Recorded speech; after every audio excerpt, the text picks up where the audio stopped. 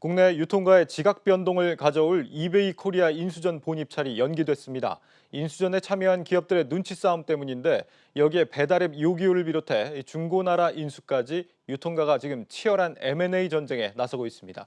갈수록 열기를 더해가는 유통 공룡들의 주도권 경쟁 소식을 준비했습니다. 먼저 박승환 기자입니다. 이베이 코리아 본입찰이 한 달 뒤로 연기됐습니다. 갖가지 추측이 나오고는 있지만 몸값으로 제시된 5조 원이 너무 비쌌던 게 아니냐는 분석에 무게가 실립니다. 예비 입찰에 참여한 롯데쇼핑과 이마트, SK텔레콤 등이 치열한 눈치 싸움을 벌인 것도 영향을 미쳤다고 할 수 있습니다. 생각했던 수준 대비로는 좀 비싼 가격인 거는 맞는 것 같아요. 이베이 같은 경우는 몇 년간의 실적 상황을 봤을 때는 계속해서 조금 플랫폼 경쟁력이 떨어지고 있던 상황이라 올 들어 롯데, 신세계 등 유통공룡들은 어느 때보다 인수합병에 열을 올리고 있습니다. 롯데쇼핑은 중고거래 플랫폼을 사들였고 신세계그룹은 야구단과 온라인 패션몰에 이어 현재 50%인 스타벅스 코리아 지분을 100% 확보하는 방안도 검토 중입니다. 이베이 코리아나 배달앱 요기요 등은 매각 작업이 한창인데 이들의 행방에 따라 업계 순위에도 변화가 있을 것으로 보입니다. 기존 유통 강자들은 적극적인 M&A를 통해 날로 커지는 온라인 시장에 대응하고 네이버와 쿠팡의 공세를 막아보겠다는 전략입니다. 분명한 거는 이제 유통과 비유통의 산업 간의 경계는 분명히 허물어졌다는 거죠. 그런 측면에서 유통기업들이 지금까지 생각하지 못했던 그런 노력들을 많이 하고 있다고 볼 수 있죠. 지난 1분기 오프라인 유통기업들은 매장 회복세에 힘입어 실적 개선에 성공했습니다.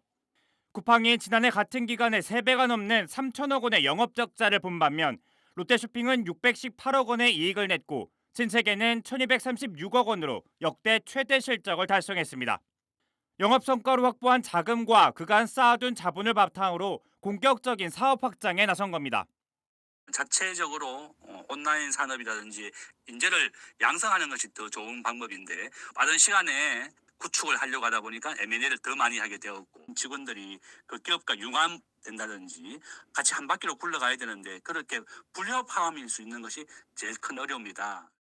전문가들은 해당 분야에 대한 정확한 이해 없이 일단 인수하고 보자는 식으로 접근해선 M&A에 성공하더라도 승자의 저주에 빠질 수 있다고 지적합니다. 한국경제TV 박수환입니다. 유통업계의 치열한 인수전 상황 산업부 심선미 기자가 들고 나왔습니다. 신 기자, 이 국내 유통업계가 요즘 M&A에 열을 올리고 있는데 특히 이번에는 이 패션 시장에서 유통가가 M&A가 어떤 차기 격전지로서 떠오르고 있다라고 하는데 어떤 내용입니까? 지금 자본력을 갖춘 유통 대기업은 물론 또 이제 이커머스 사업 확장을 꾀하는 IT 기업들까지 서로 앞다퉈서 패션 플랫폼에 투자를 하고 있는 상황입니다. 먼저 이제 신세계 그룹의 SSG닷컴이 여성 패션 편집숍 1위 W컨셉을 2,560억 원에 인수를 했습니다. 이 W컨셉은 롯데쇼핑도 좀 관심을 둬서 인수를 하려고 했던 기업인데요. 이 W컨셉의 컨셉을 보면 주로 국내 신진 디자이너 브랜드고요. 백화점 의류와 좀 비슷한 품질 그런 이미지를 표방을 하고 있습니다. 그리고 이제 이커머스를 강화 중인 이제 카카오도 또 여성 의류 플랫폼 지그재그라는 업체를 인수를 했는데요. 이 지그재그는 주로 인터넷 보세 쇼핑몰을 기반으로 해서 비교적 좀 저렴한 상품이고요. 그렇다 보니까 10대와 20대 초반의 여성들이 많이 모이는 그런 플랫폼입니다. 투자금 1조인 거 보면 규모가 어마어마하죠. 네. 아무래도 이제 카카오는 좀 젊은 소비자층 여성들을 끌어오겠다는 이런 전략인데 지그재그를 통해서 쇼핑 사업을 좀 강화하고 이걸 또 해외 진출까지 또 하겠다 이런 계획을 갖고 있습니다. 그리고 또 이제 네이버도 또 투자를 했는데 지난해 10월 동대문 기반의 패션 스타트업 브랜디에 100억 원을 투자를 했습니다. 이제 동대문 패션 영향력을 좀 확대를 하고 여기에 풀필먼트 시스템까지 가져가서 소비자 그리고 소상공인까지 모두 아우르겠다 이런 전략을 갖고 있고요. 쿠팡은 또 이제 자체 플랫폼을 구축하겠다 이런 계획을 갖고 있습니다. C-에비뉴라는 자체 패션 플랫폼으로 10대부터 30대까지 끌어안겠다 이런 전략입니다. 그렇군요. 왜 패션 시장이 갑자기 격전지로 떠오르게 된 거죠? 지금 굉장히 사업이 성장을 하고 있거든요. 기존 유통기업 입장에서는 지난해 23조 원대로 이제 성장한 이 패션 시장을 놓치기 싫다 이런 생각이 강할 겁니다. 그리고 또 지금 현재 말씀드렸듯이 쿠팡이나 네이버도 패션만큼은 장악하지 못한 그런 시장이거든요. 그리고 또 이제 MZ 세대들이 패션 트렌드에 민감하잖아요. 이거를 제대로 가져온다면 MZ 세대까지 끌어안을 수도 있다. 이렇게 보는 거죠. 그렇다 보니까 매력적이라고 보는 건데 사실 이제 패션은 아마존도 여러 번 도전을 했지만 성공한 적이 아직 없는 그런 분야입니다. 예. 그렇다 보니까 패션 앱 인수로 차별화를 꾀하고 그리고 미래 성장 가능성까지 확보하겠다. 이런 전략으로 풀이가 됩니다. 전문가 인터뷰 들어보시죠. 네. 미국의 온라인 유통 시장을 천하통일했던 아마존도 최근 몇 년 전부터 프라임 워드로브 같은 이런 새로운 서비스를 시도하면서 이 패션 의류 시장에 들어가려고 많은 노력을 해왔습니다. 물론 아직 그 결과가 뭐 좋게 나타나고 있지는 않지만 우리나라도 마찬가지라고 생각을 합니다. 이 MZ 세대가 굉장히 중요하고 굉장히 파급력이 큰 고객으로 부상하고 있습니다. 기존의 유통업체들이 특히 모바일 패션 유통 쪽에 많은 관심과 투자를 하는 게 아닌가 이렇게 생각을 합니다. 그렇군요. 이 패션 시장 외에도 지금 유통가의 또 다른 뜨거운 감자가 이베이 코리아 인수전인데 네.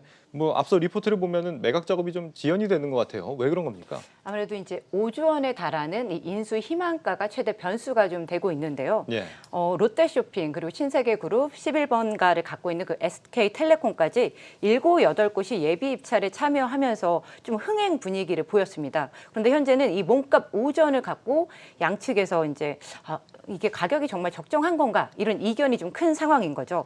금액이 크다 보니까 입찰에 참여한 기업들은 당연히 이게 적정한 가격인지 좀 꼼꼼하게 따져보고 싶을 거고요.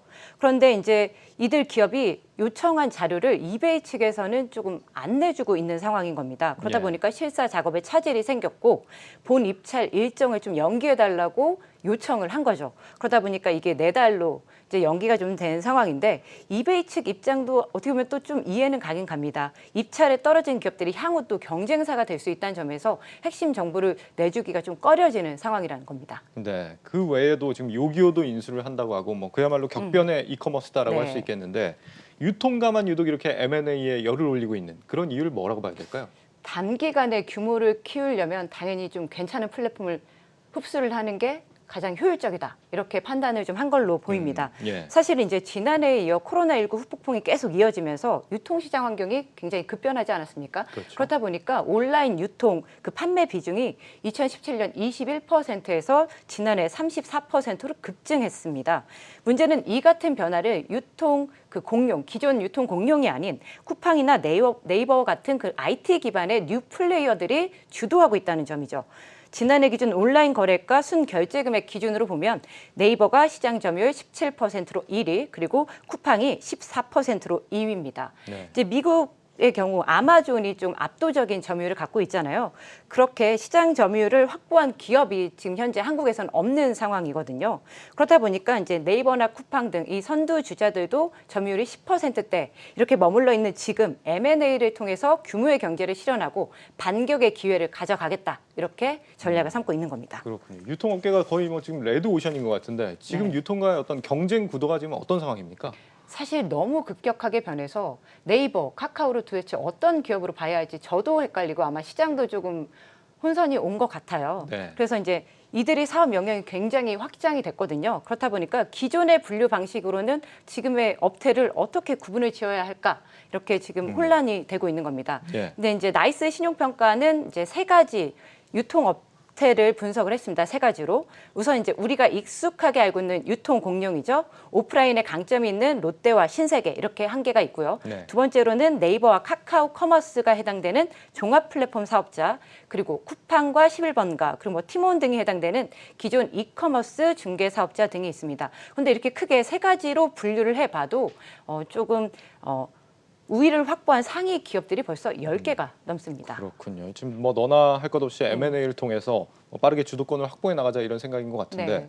지금 언급한 매물들을 만약에 다 인수를 하고 나면은 그러면 이제 어느 정도 승자가 가려진다 이렇게 봐야 되는 겁니까? 그런데 일각에선 M&A로 규모를 키운다. 그렇게 해도 뭐 그게 다 해답이 되겠냐? 능사는 아니다. 이런 해석이 나옵니다. 네. 그 이유는 아무래도 이제 플랫폼 이용자들에 맞춘 근본적인 사고 전환 그리고 체질 개선이 더 시급한데 오히려 그냥 유통 대기업들은 유통 전략에 기술을 그냥 얹기만 하면 된다. 이렇게 단순하게 생각하고 있기 때문입니다. 유통의 기술을 얹힌다고요? 이게 무슨 의미예요? 지금 사실 주 소비층은 MZ 세대라고 할 수 있잖아요. 그런데 네. 그들 소비자들을 제대로 파악하지 않고 그저 그냥 물리적인 단순 결합으로만 본다. 이렇게 해석을 할 수 있는 거죠. 예. 지금 뭐 사실 로레알에 6천억 원의 인수가 된 그 난다의 사례가 그 방증이라고 할 수가 있는데 오히려 로레알에 인수된 이후 매출과 영업이익이 크게 감소했습니다. 기업 가치가 더 하락한 건데요.